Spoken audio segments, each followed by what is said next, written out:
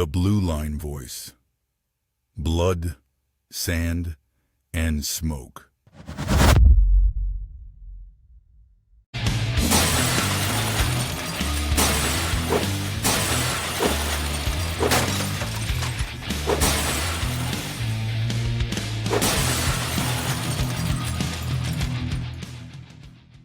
think it's critical for anybody in law enforcement that's in this job to understand that no matter if you like the guy or the girl or whatnot, developing that rapport with them and treating them like a human, that is going to pay off somewhere down the line.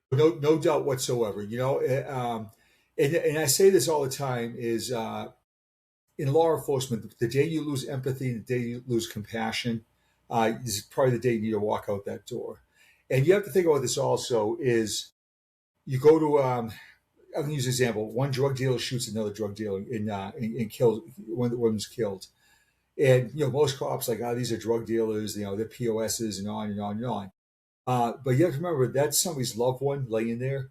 And you have the duty to obviously conduct a good investigation, secure the scene and all that. But somewhere in that person's life, there's a good person that's grieving over that person. Where they know about them, or they don't know about them. So that's where your empathy and compassion comes in. Looking back over to 33 years in law enforcement, is there any particular call that sticks out to you that made you proud to wear that uniform? Yes, and I love sharing this story. So we used to go to this domestic violence call all the time. 16-year-old girl acting out. We used to arrest her all the time. And I truly believe that the parents called the cops just to get her out of the house, and they would make up stories that she hit them, and on and on and on. So I get the call one night, and I go on scene, and I started talking with her, and I go, "What is going on in your life? Why are you so rebellious and just you hate everybody?" And she goes, "You don't care."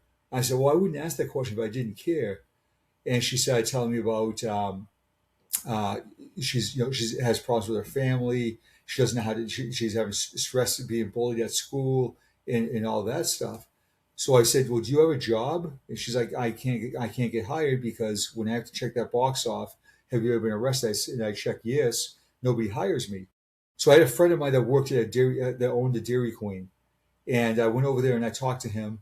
I said, "Hey, this girl's got some problems, but I think she'll be a good employee." So he took the chance and hired her, which I was very thankful for.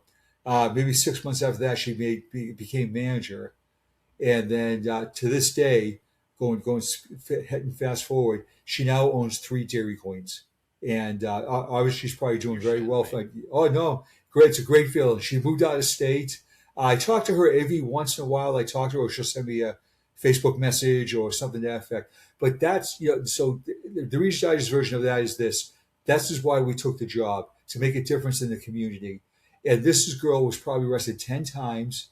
Nobody would take a chance in her. And I said, something, I'll take a chance. I'll put my name out there for her. Talk to my friend that works at the Dairy Queen. She cleaned up her act. She stopped smoking weed. She's now a parent of 3 kids, happily married. I would say that probably stands out the most in my career. That is a really cool story. Really cool story. Because you didn't have to do that. No, I could have just arrested her, filed a report, and just moved on. But I just thought to myself, that's that's part of your job, making the arrest. That's part of your job, take a report or anything like that. But why aren't we looking at the root of the problem? There's got to be something going on, either in our household or with her on a personal level. And let's just treat her decently. And I treat her decently. She's extremely nice to me. Mm-hmm.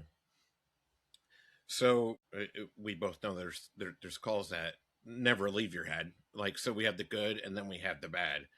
And any cop that works the road long enough, you collect them, right? They don't leave.